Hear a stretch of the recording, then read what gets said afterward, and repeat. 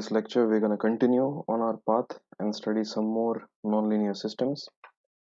Let us begin by considering what uh, is called as the manta ray system. And the reason it's called as the manta ray system because eventually the phase portrait does resemble the sea animal, which is called as a manta ray. And the equation which describes this is x dot is equal to y minus y cube, y dot is equal to minus x minus y squared. Okay, so first things first, what are the fixed points? So obviously the origin is a fixed point, so 0 comma 0, and we can see that at the fixed point x dot and y dot will be 0, and so y times 1 minus y square will be equal to 0.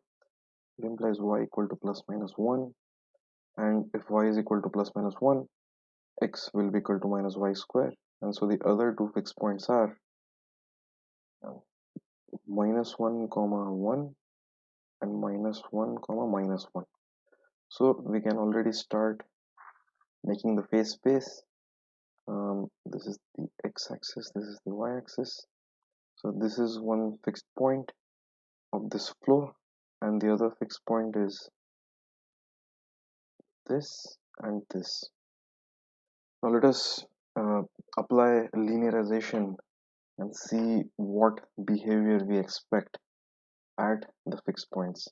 Okay, so the Jacobian of this particular set of equations will be 0 1 minus 3y square, this will be minus 1, and this will be minus 2y.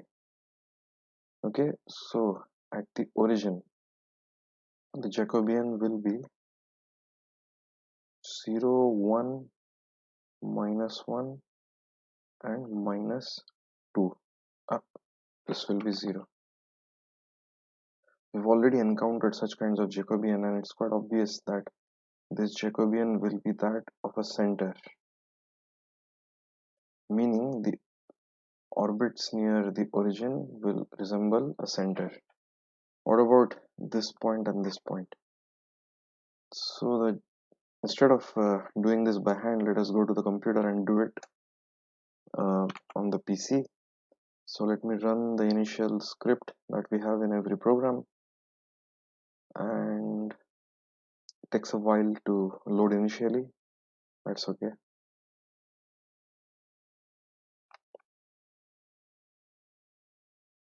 So let me define A as np.array. Let me create the matrix, and this will be 0 comma 1 minus 3 times y squared, and this will be minus 1 comma minus 2 times y. Let me define x equal to 0, y and y equal to 0, and when a is this, let me then get l comma v equal to np dot linalg dot ig of a. Let me then print l, and let me also print v. So let me run this. Okay, so for the case x equal to 0, y equal to 0, the eigenvalues are plus I and minus I, and that's quite obvious. Eigenvectors don't really matter in this case because it's a center. Now let me change the x and y coordinates to minus 1 comma 1.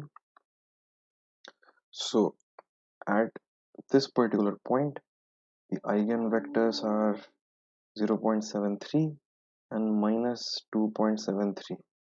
So the stable manifold is strongly attracting than the unstable one. Okay, and the direction of the unstable manifold is along this, so plus 1 and minus this, so something like this. Okay, so this is the unstable manifold, and the stable manifold is along this direction, so it's more like this. Sorry, it has to be something like this. Okay, so this is the stable manifold and this is the unstable manifold. What about x equal to -1 and y equal to -1? So the eigenvalues are the reverse. So it's minus 0.73 and 2.73, and obviously the eigen direction will also be a mirror image of this. Okay, so it will be something like this and something like this.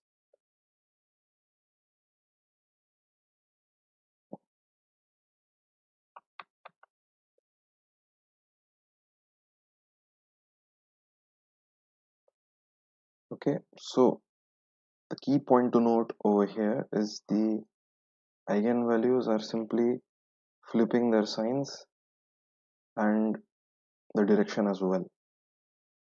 Okay, and so this is what we get from linearization, and we recall from the one of the examples earlier that centers are not really something which are quite robust geometrically, meaning linearization of this particular equation is sort of dropping the influence of this cubic term, it's dropping the influence of this quadratic term. But in the case of time reversible systems, that is, in this particular set of equations, if we make the following change, if we let t go as minus t, right, and in this particular case y go as minus y, what do we have? So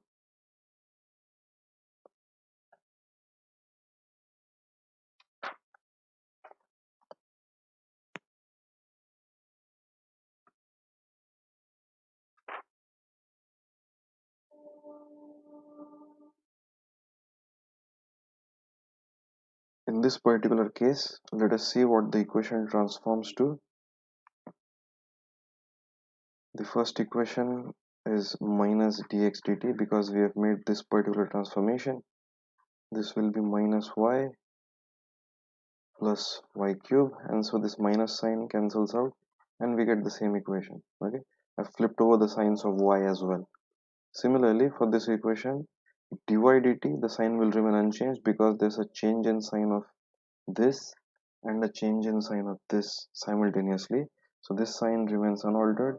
This is minus x minus y squared. So the equations are unaltered under this kind of time reversal symmetry.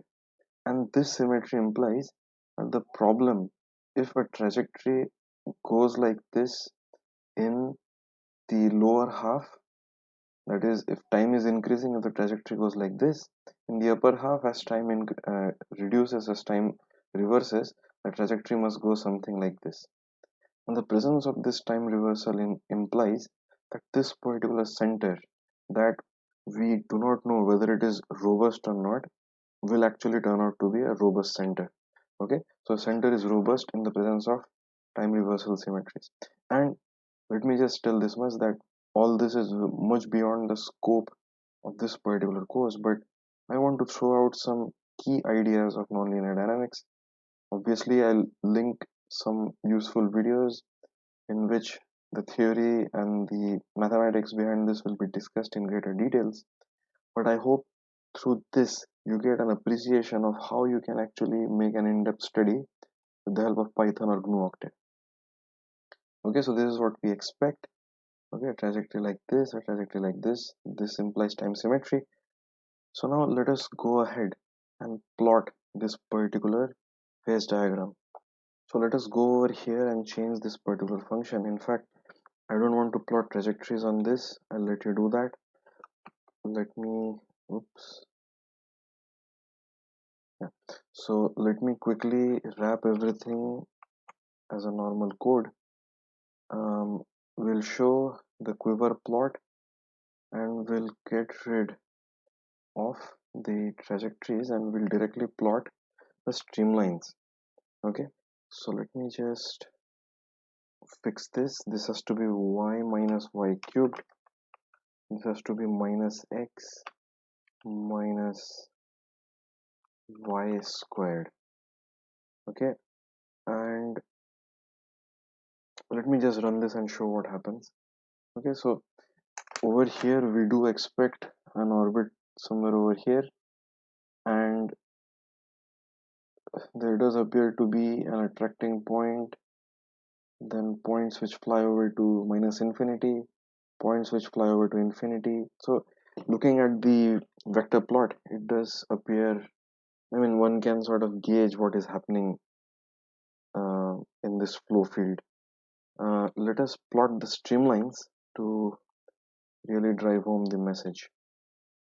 So let me take 100 points.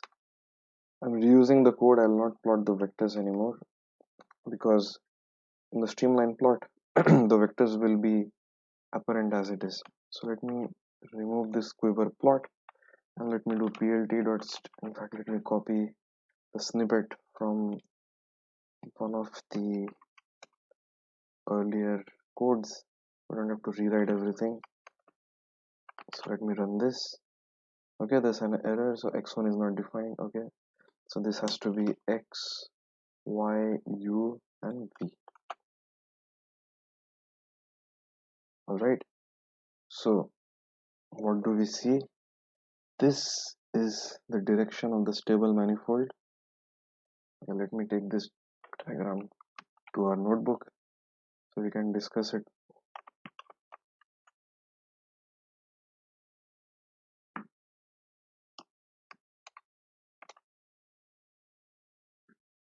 Okay, so we had predicted that minus 1 comma minus 1 is one fixed point, minus 1 comma 1 is the other fixed point.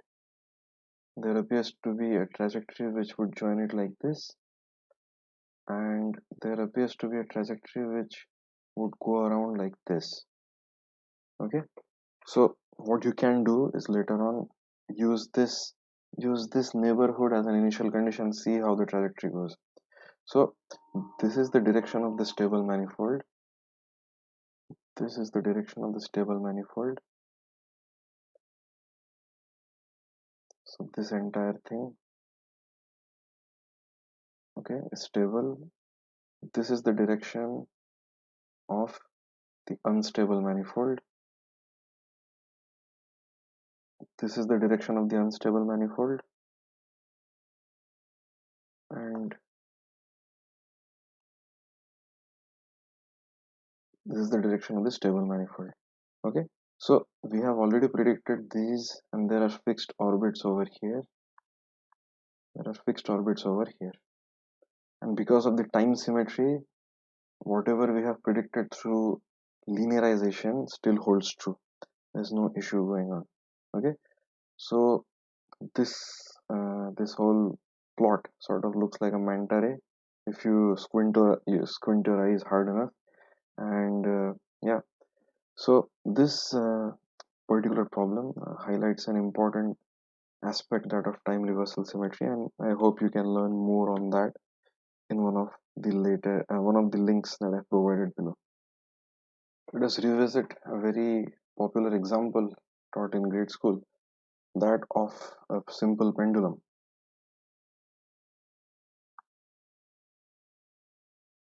So simple pendulum is described in terms of theta double dot plus sine theta is equal to 0.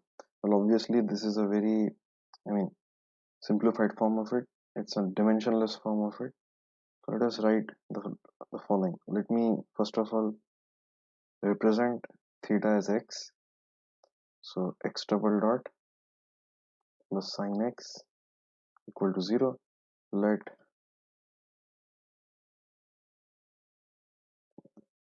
x dot is equal to y, and y dot will be equal to minus sine x. Okay, so this is the system that we're dealing with, and yeah, let us have a look at how this phase space looks like. Okay, and this is quite simple. This is simply going to be y, and this is simply going to be minus sine x. So let us plot this. Okay, Let me increase the span in the x-axis. Let me make it from -6 to 6. So look at this. What do you see and what do you interpret from this particular diagram?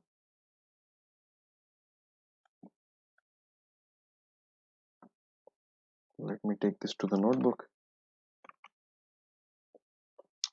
So the equation was x dot is equal to y and y dot is equal to sin x. So quite naturally, this is the x-axis and the fixed points correspond to y equal to 0 and x equal to n pi. Okay, so this is 0 comma 0, or obviously for n equal to 0 this is the point. This is equal to pi minus pi, this is equal to plus pi. So all these are sort of the fixed points of the system, and it's obviously infinitely periodic in the x direction. Now what about the Jacobian? So the Jacobian for the system is given by 0 1 cos x, and this will be 0. So at the origin, so the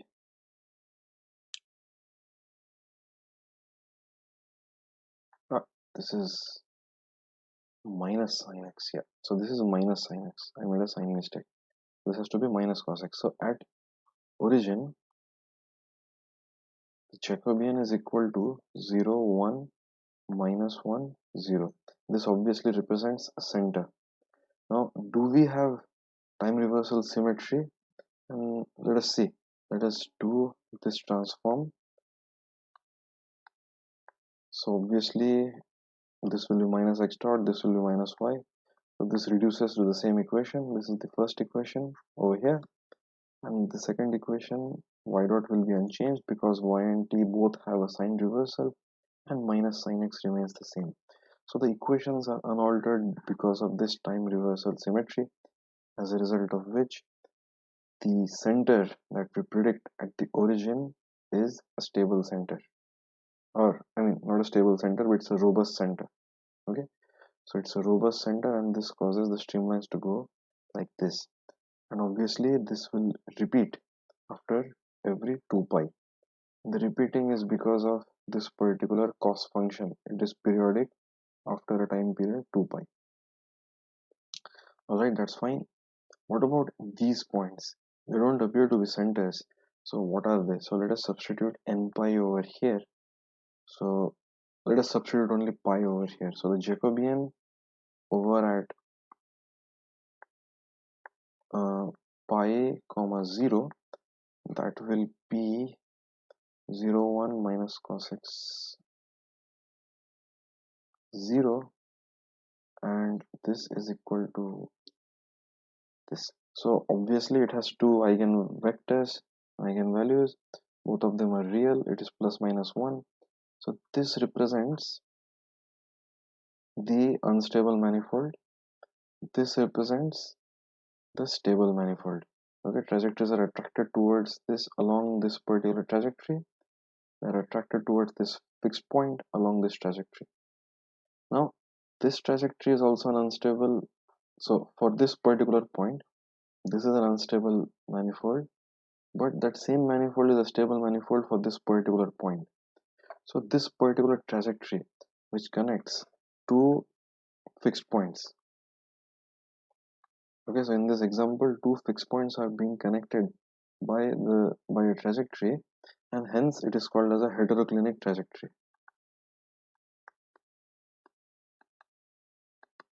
And obviously these points are saddle points. Okay, and it's a saddle point because one of the eigenvalues is positive and one of them is negative. Both are real. Similarly, between these 2 points, there was a trajectory which connected it like this. So this is also a heteroclinic trajectory, and this is also a heteroclinic trajectory. It connects these two fixed points. Okay, so now in reality, whatever is going on, it's supposed to be infinitely periodic. So the uh, practical aspect is the phase space must be something on a cylinder. Okay, so the phase space must be something on a cylinder. So what? How can we plot it? So you can imagine that you wrap this phase portrait on a cylinder. That is, you take a periodic part, you take one period out of it, and you wrap it around the cylinder. So how do you wrap it along a cylinder? So let this be theta equal to 0. This is the z axis.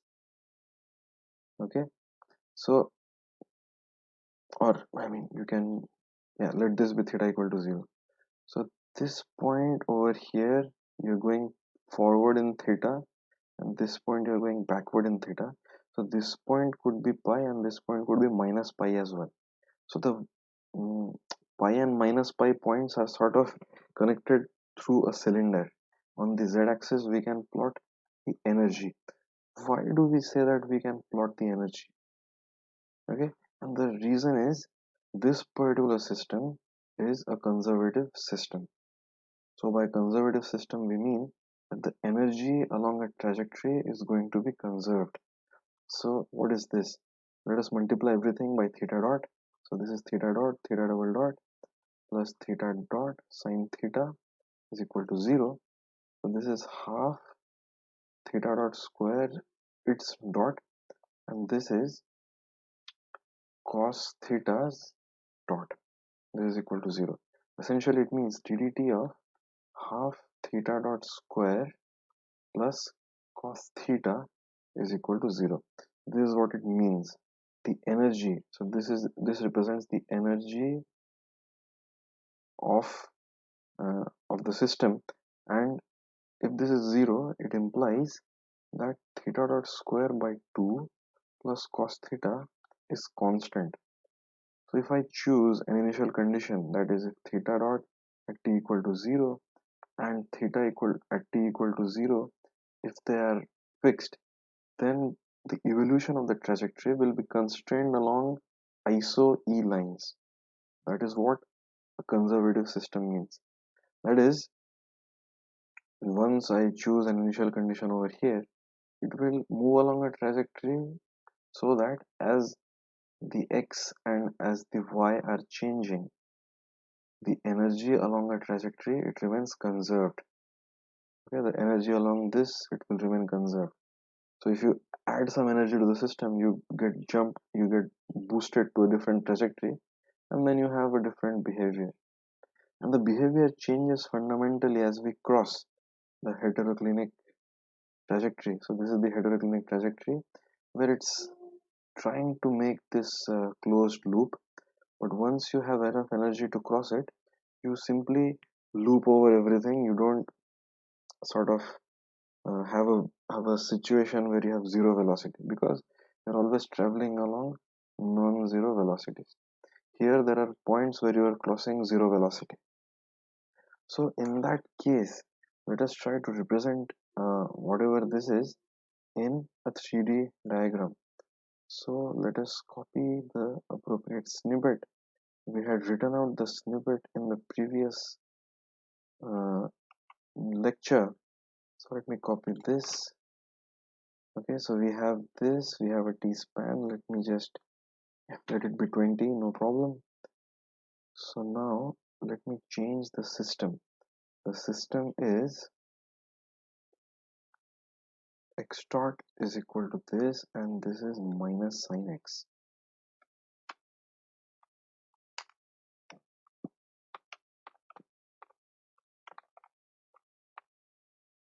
Okay, and the energy will be half,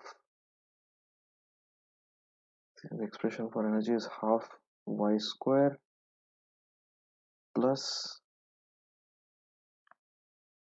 I think, okay, we have made a sign mistake because there will be a negative sign over here. This is a negative sign over here.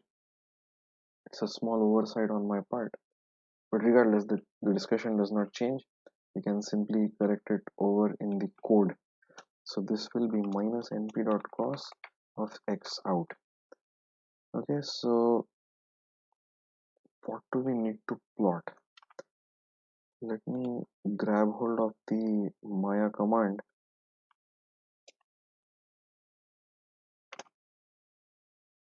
Have we imported Maya? Yes, we have imported Maya V. So we will plot. So we want to plot this cylinder. So the cylinder is actually what? It's gonna be, so it's a unit cylinder, but what are the coordinates of the cylinder? Okay, so y does not play any role in this axis. Instead of y, we are simply plotting this, and we are plotting it for different energy levels. Okay, as energy levels change, we should see a different trajectory. So this will be simply, so if the radius of the cylinder is 1, so the xy coordinate for this particular cylinder, so the xy coordinate will be simply cos theta and sin theta. So let me do this. So this will be np dot cos of x out, this will be np dot sine of x out, and on the z axis we'll have the energy. And let me remove the color for now, because we don't know the bounds for energy at this particular point in time. So let me remove the bound. In fact, in order to wrap this particular face portrait, we should wrap it in such a way that the y-axis now becomes the z-axis. So when we roll this, if you imagine rolling this on the surface of a cylinder, this should not be the energy, but yeah, this should be simply the velocity y. We can easily fix this, not an issue. This will be y out. So let me run this. Let us see what happens. Okay, so okay, so we have something which looks like this. So what is this? In fact, in order to make it completely symmetric, let me change this from minus 2.5 to 2.5. We should have something interesting. Okay, so look at this. Look at this structure. We have essentially taken a periodic segment of this particular curve, this particular face portrait, and we have wrapped it around a cylinder. That is, you are joining this edge with this edge. So this eye, if you want to call it, corresponds to this point. This is the eye. Okay, here is the eye. And as we go towards higher energy orbits, so each of the ring corresponds to a separate energy level. Okay, so as we go towards higher energy levels, the velocity is not going to zero. In fact, it is just making a round on top of the cylinder. These are the same energy levels, but with an initial condition which is below the x-axis. Now look at this trajectory in particular. Let me increase the number of points so that we can have a clearer interpretation. It will take a while to run.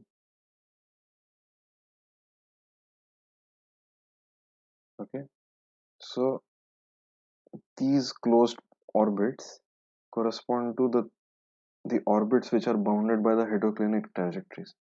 So whatever, so this heteroclinic trajectory will correspond to that trajectory which sort of just touches the back of this.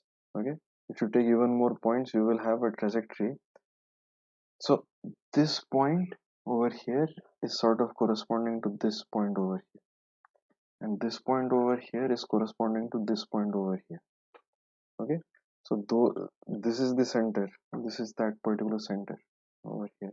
Okay, so I hope you can appreciate how you can wrap things around in 3D get a deeper understanding of how things look.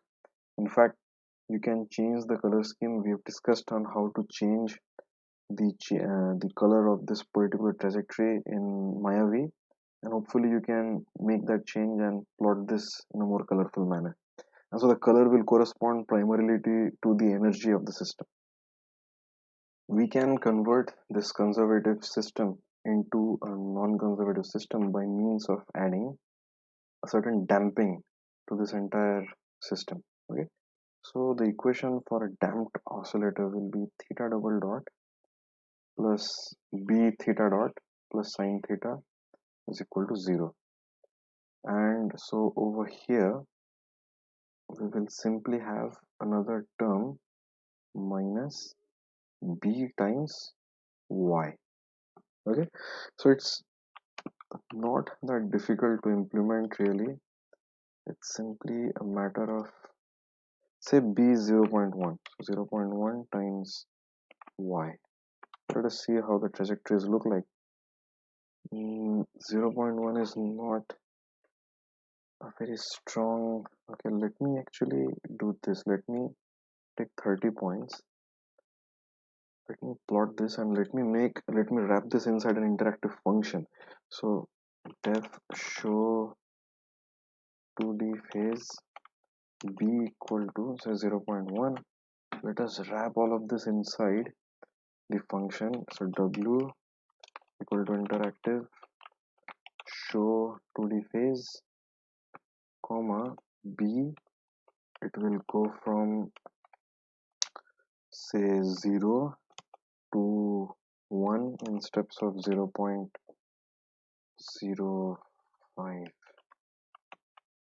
and then we will display the widget.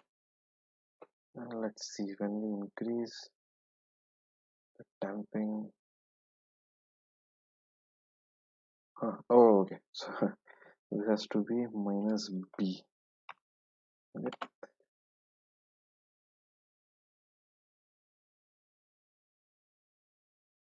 So what do you observe? So by changing or by introducing damping, the first thing that we observe is that the center is no longer a closed orbit. I mean, there are no closed orbits near the center. So the origin is no longer a center. The origin becomes a spiral, and it spirals inwards. And the physical meaning of a trajectory spiraling inwards into the origin is that the velocity is reducing continually while rotating. So the pendulum is still oscillating, but the velocity is going zero and it is stopping at theta equal to zero. So this is the meaning of that incoming spiral.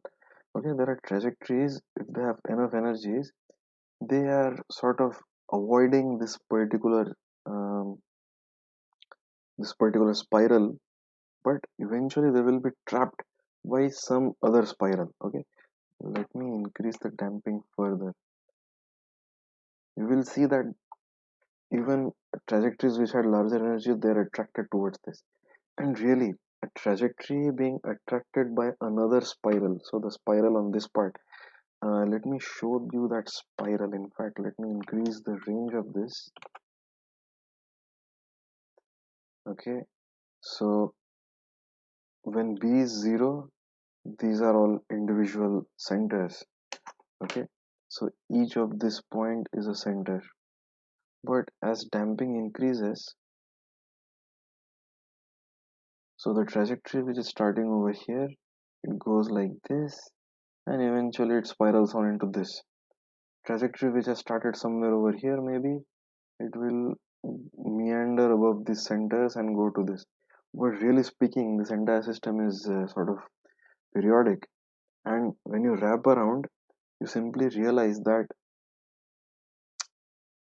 it's actually coming down to the same center, and it's quite obvious because the pendulum only has this much to play with. There's not a whole lot of centers. Okay, so even if you have larger energy, it will whirl around and then eventually come back to orbit. So this is what those things represent. So try to interpret these equations on your own. You have all the tools. In fact, in order to interpret all of this, what you can also do is you can plot the time series as well. Okay, so let me get rid of this stream plot for now. Let me only show plot. So this is, let me copy this in order to show the time series. Let me get this back to how it was. Okay, so over here let me add a small damping. So this has added damping. Instead of making the 3D plot, and instead of choosing different y naughts, say y naught is 2.4, let me indent this back, and let us plot t out, x out, t out, y out, and let us see what it looks like. Okay, so this is how the time series looks like. So this is how you can plot the time series as well. Let us move on to the next example, that of limit cycles. Moving on to fixed limit cycles. So let me write down a vector flow. It is given by r dot is equal to r times 1 minus r square and theta dot equal to 1. So the meaning of theta dot equal to 1 is that in the polar coordinate something is constantly changing, not something, but the quantity theta is linearly increasing in time. Okay, and what about this? So these two equations are linearly decoupled, meaning r dot is only a function of r, albeit non-linearly, while theta dot is constant, which is to say it's a function of theta only. Because of this, we can sort of use some of the tricks that we had learned in one-dimensional flows. So when r dot is something like this, let me just quickly plot it for you. Okay, so it looks something like this, and we are interested in a small region. So let me just take 0 to 1, maybe slightly more. Mm, yeah, so it obviously has a fixed point at r equal to 0 and a fixed point at r equal to plus minus 1, but in this case, because it's a polar coordinate system, the fixed point will be at r equal to 1. Okay, so it goes something like this. This fixed point is unstable because r dot is positive, so the flow on a vector on a line, it will head towards the right, while the flow over here is something like this. So this is a stable fixed point.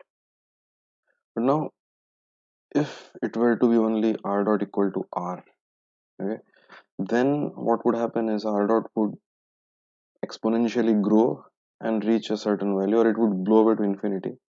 But this particular term gives you a sort of feedback. So if as long as r is less than 1, this r dot is some r times a positive number.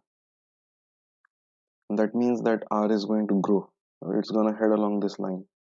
But when um, r is greater than 1, this particular term becomes negative.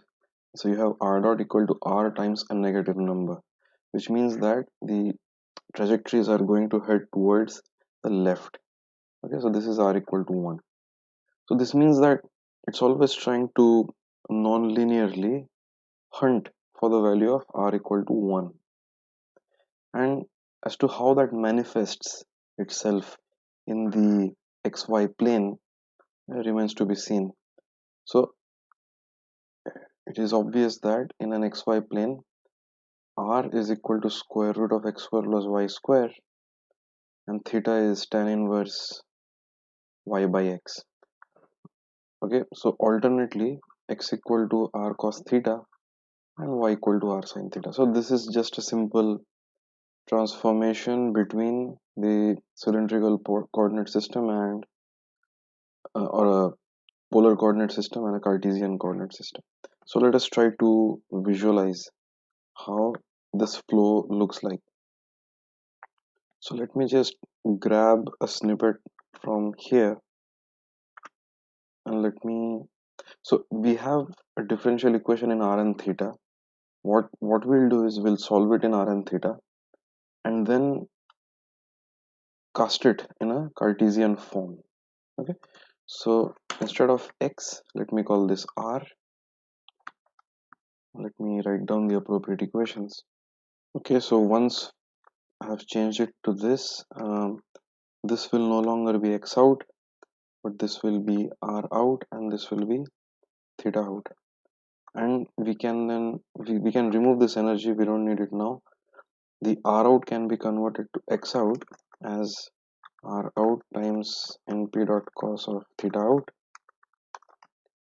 and y out can be written as r out times np dot sine of theta out. And then finally we'll plot the trajectory, and that will be x out, not the trajectory but yeah, so trajectory in the phase space, so it will be x out comma y out. So well, before even that, the entire r equal to 1 circle is like a fixed contour. So let me plot that, and you can do the Jacobian analysis, but I'm gonna skip over that. You can try it on your own. So let me plot this particular contour. Let me get rid of this weird line. Okay, so x naught and y naught, okay, so these have to be recast in the r and theta terms. So if x naught and y naught are specified, we can say r naught is equal to, and or simply x naught square plus y naught square, this whole thing raised to 0.5, and theta naught, it will be 8 tan 2, rather np dot 8 tan 2, and this will be y naught comma x naught.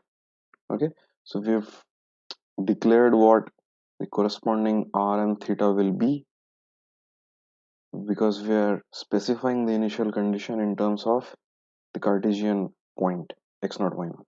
Okay, so let me run this. There appears to be an error. Sorry, so this is not a tan 2 but this is arc tan 2. Okay, once again this has to be r naught and this has to be t naught. Okay, we have to pass the initial conditions appropriately. Okay, so when we do this, we do get a closed contour, that is a fixed, a closed orbit. So let me just set the aspect ratio of this. All right, so this is that particular fixed orbit. Now let us see what happens when I choose a contour which is slightly beyond y equal to 1. That is, we choose this, then what happens? Let us see. So let me increase the value to 1.2. Okay, so we see that the contour starts over here and it is sort of spiraling in into that radius r equal to 1. Let me now choose something which is less than uh, 1. So let me make it 0.8. So it starts over here and it spirals onto a circle again. So what do we observe? We observe the following phenomenon. So we have a closed contour like this. If we start at a point outside this, it sort of homes in onto this closed contour. If we start at an inner point, it also homes onto this. So this kind of an orbit is called as a limit cycle. And a limit cycle is an isolated closed trajectory. Because it's called an isolated closed trajectory because it is to distinguish between a limit cycle and a circle or a center. So a center will have a structure something like this. Okay, you will have a series of closed orbits, but in the case of limit cycle, there will be exactly one closed orbit, and the other orbits are sort of homing onto that uh, particular orbit. It's not like you have a series of fixed orbits. Okay, you will have one cycle which is locked, and all the other cycles will be sort of trying to reach that particular point. So now let us draw a bunch of trajectories. Okay, so how do we do a bunch of trajectories? We can simply wrap this entire thing inside a double for loop. So for x naught in, what do we have? -1 np dot len space -1.5 to 1.5. Let's take 15 points for y naught in np dot len space -1.5 to 1.5. Let's take 15 points. Let me indent this further because we have a nested for loop. Okay, so let me run this. Let us see all the different trajectories. Oops. We have to remove these two lines because even though we are declaring them separately, I'm resetting them to x naught and y naught. So we have to remove this. Let me comment it for now. Let me not. Okay. So, all right, great. So this phase portrait clearly highlights what the nature of the limit cycle is. The limit cycle is like a closed orbit which is attracting all the orbits towards itself, and it is also called as an isolated closed trajectory, and it has a certain property that it is sort of periodic in nature, but at the same time it is self regulating, meaning if you push the system outside the limit cycle, it will again attract it back to the limit cycle. If you push it below the limit cycle, it will again rise and go towards the limit cycle. Okay, and that is the reason why it's called as a limit cycle. For long times it tends to go towards that particular closed trajectory. Okay, so think about it. I'm not going to go into great details, but hopefully this will give you enough food for thought. Before proceeding, I also want to give you an idea how the time series also looks like. So in order to plot the time series, let us make two subplots. I think this is the first time we are making subplots. So fig comma x equal to plt dot subplots, and this will be two rows and one column because I want to plot this phase portrait as a single subplot and the time series as another subplot. Okay, so after this we'll say x0 dot plot is this, and we don't need this anymore. This will be ax0 dot set aspect 1. Then we will have ax1 dot plot t out comma x out, t out comma y out. Okay, so let me run this. There's an error. So this has to be passed as a tuple. Okay, in fact, because we are trying to plot the time series as well, I'm gonna get rid of this loop. I'm gonna introduce these two initial conditions back. Let me indent everything back. So this is how the time series looks like. Okay, it's starting at a lower point than 1, but it settles down to 1.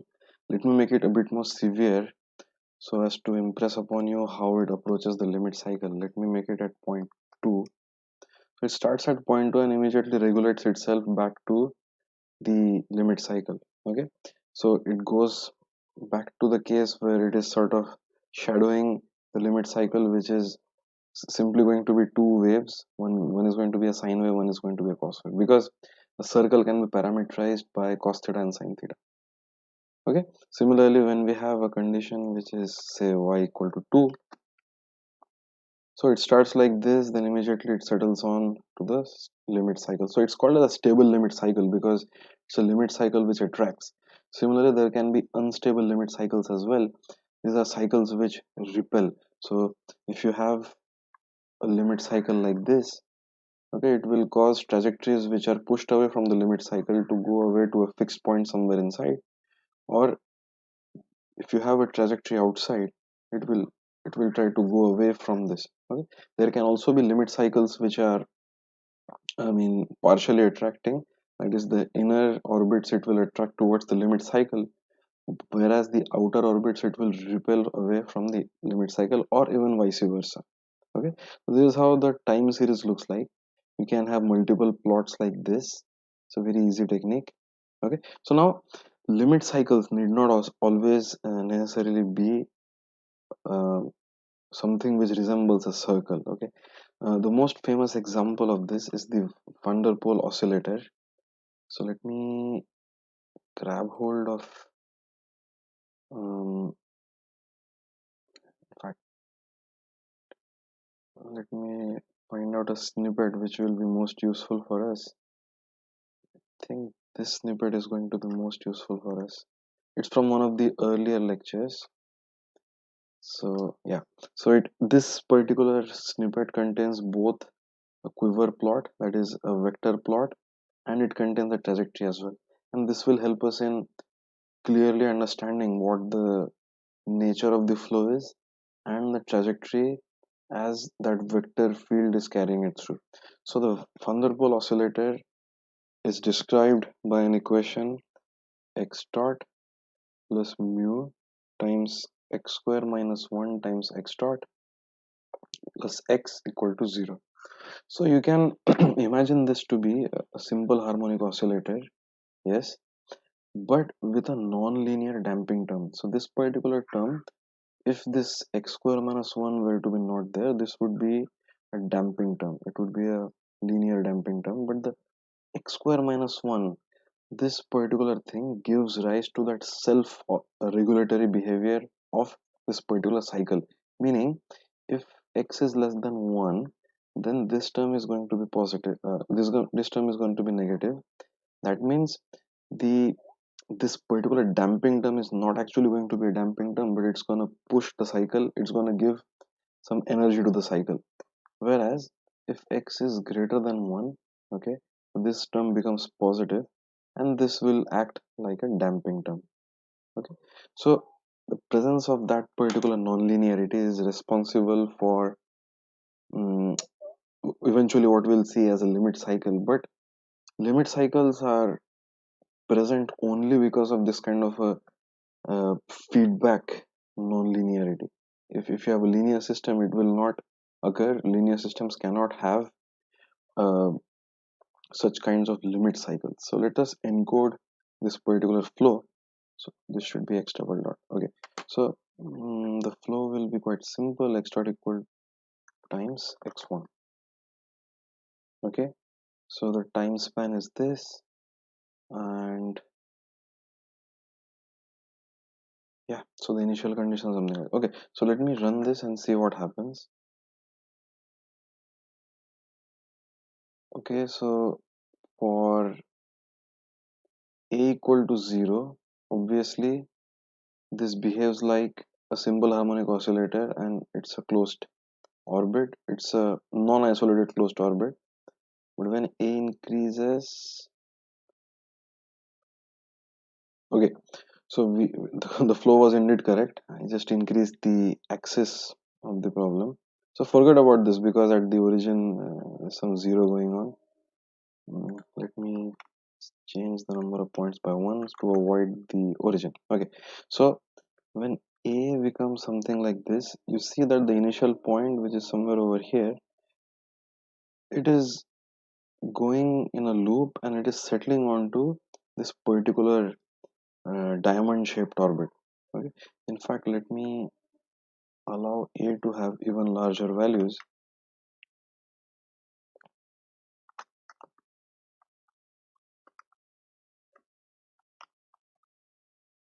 Okay, so let me rerun this. Okay, so this is how the flow looks like. So even if I change the initial condition, it appears to always settle down onto that closed orbit. Okay, let me increase the number of points over here. Okay, so we have not yet specified the relative tolerance in this, so it should be 1e minus 6 or 1e minus 8, just for good measure. Okay, so this is how the fixed orbit or the limit cycle looks like. It starts at a point, it eventually homes on to this rhombus looking shape, and even if I change the initial condition, it will always do that. Okay, that fixed cycle is not going to change, and it looks jagged because I've taken very few sampling points in the plot. Let me take 200, it should immediately be smoother. Okay, there you go. So now even if I change x so that it is lying outside the limit cycle, it is homing on to the limit cycle. Okay, so even this van der Pol oscillator,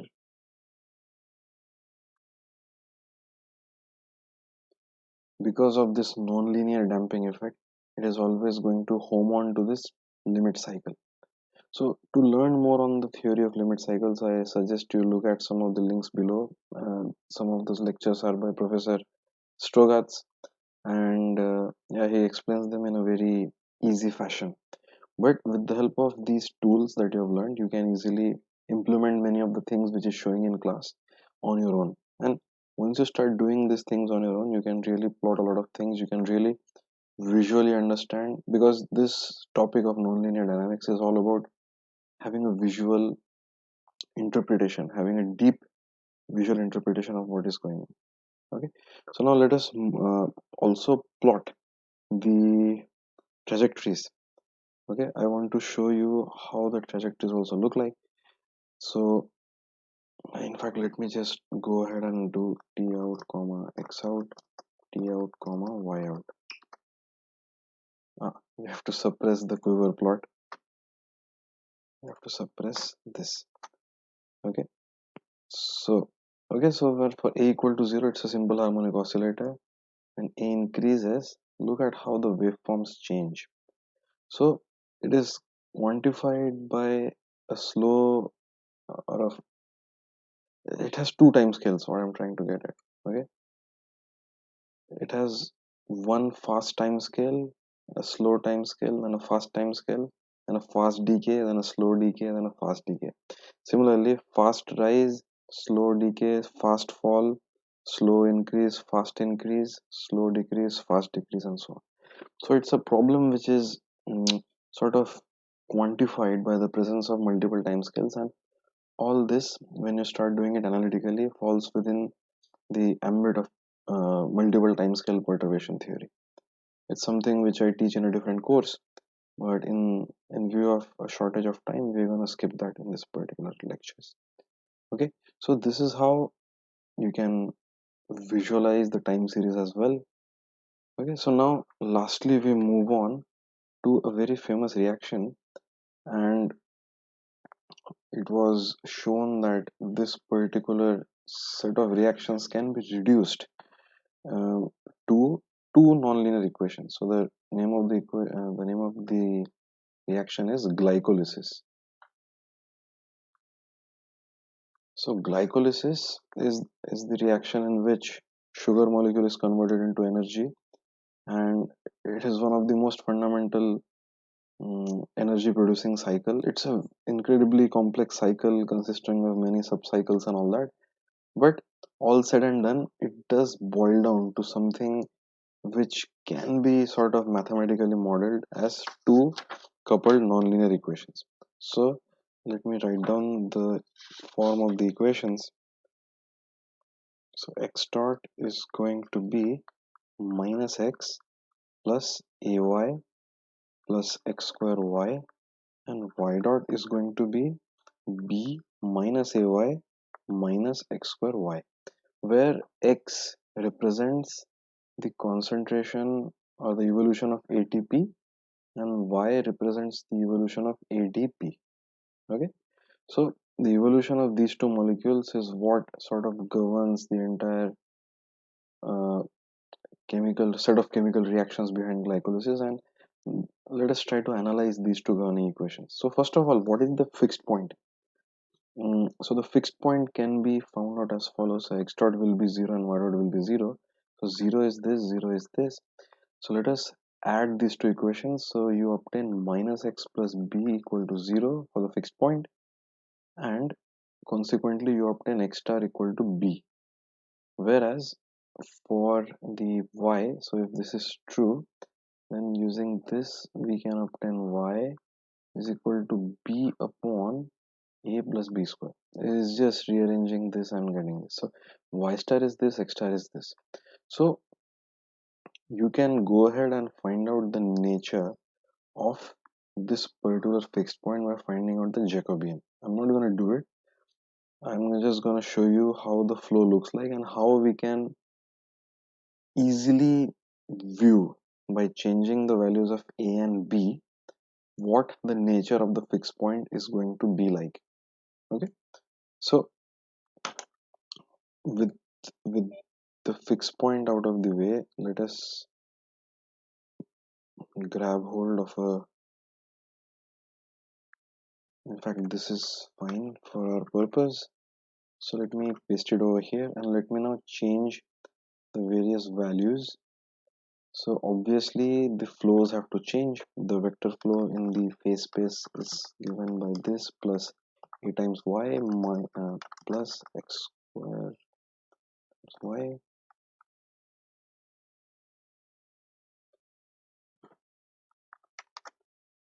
Okay, so this is how the time series looks like, but we are not, I mean we should plot the time series as well, but why not we plot the phase space as well. So let me do that. So fig comma ax equal to plt dot subplots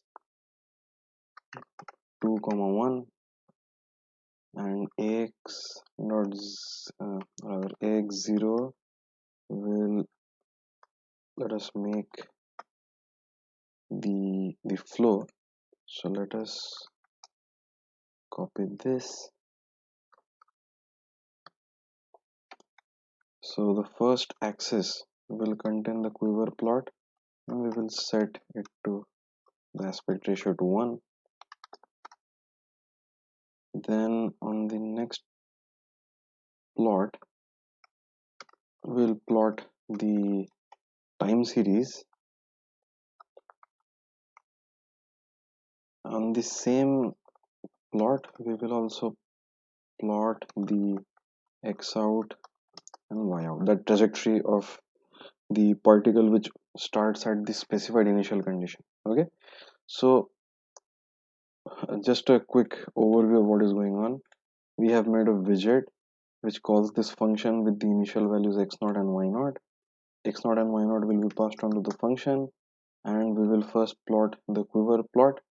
After we plot the quiver plot, we will solve the initial value problem with the specified initial condition and the parameters are passed on by the widget. So once we solve this, we'll plot on top of it how the trajectory in that phase portrait also looks like. So what we see over here is the quiver plot. In fact, this is perhaps a bit too big.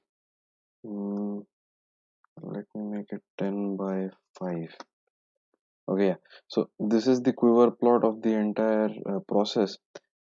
Let me go ahead and plot the initial point on top of this.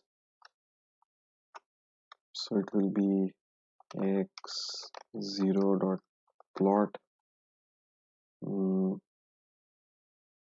x naught comma y naught, and let me plot it as a field marker. In fact, let us also plot the fixed point in this particular figure. So x0 dot plot, so the fixed point is b comma b by a plus b square. So b comma b by a plus b square, and let me mark it by a square, a red square. Okay, let me run this.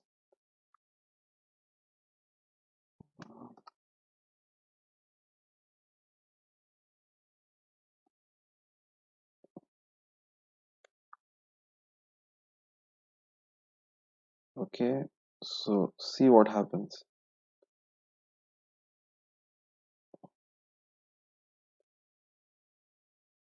When I choose Suppose I choose a value of a to be zero point 0.4.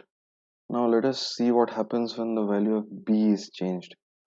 Okay, so now when b is 0, the red square, that is the fixed point, it is attracting. Okay, the trajectory heads towards, so the time series also show that it is decaying towards certain value. Let me increase the time span by 2 times so that it will be clear. So let me make a as 0.6 and let me make b to be 0. So they're approaching the fixed point. So when b is 0, everything is a fixed point. Let me increase b slowly. When b is zero point 0.1, also you have a fixed point. But when b is 0.02, it's also a fixed point. Okay, it's going towards that value. Now when b increases further, you see that something weird begins to happen. Okay, so now it's still a fixed point, but now suddenly you have this self-sustaining oscillations. Okay, so it has gone into a fixed, it has gone to a stable oscillation, and it's a limit cycle. So the orbit around the fixed point is not attracting the point all the way to the center, but it is now behaving like a limit cycle. Okay, this keeps on going on. The limit cycle in fact grows in size. So when a limit cycle grows in size, it means that the concentrations of ATP and ADP are oscillating across a wide range of values. But regardless of that, they do have a definitive oscillatory behavior, as seen from both the phase portrait and from the time series. When it further increases, now look what happens. It's still fixed, it's still a fixed point, it's still a fixed point, it's still a fixed point. It's obviously a fixed point, it's still a limit cycle, but now after a certain value, it no longer is able to sustain that, and it becomes as attracting orbit again. So now for higher values of b, the red square is no longer the center of a limit cycle, but it becomes a stable attracting point. Okay, and a similar behavior can be done for different values of a as well.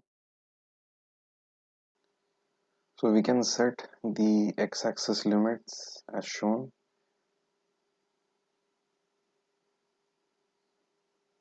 With the help of this, we can focus on one particular area. We can now change the value of a and b and visualize how the limit cycle actually looks like. The corresponding time series is also shown on the right subfigure. It's quite interesting to see the transition from being a stable point to a stable limit cycle. And you can do this for various initial conditions as well, and they wrap around several times before homing in to the limit cycle.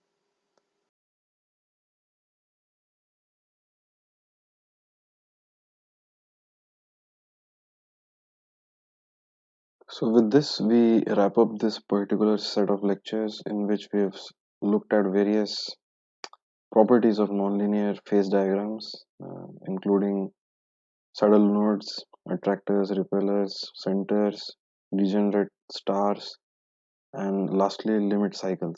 In the next lecture, we're going to look at how we can analyze bifurcations in 2 dimensions, and it will draw heavily on the bifurcations in one-dimensional nonlinear problems. So with this, I take leave. I'll see you again next time.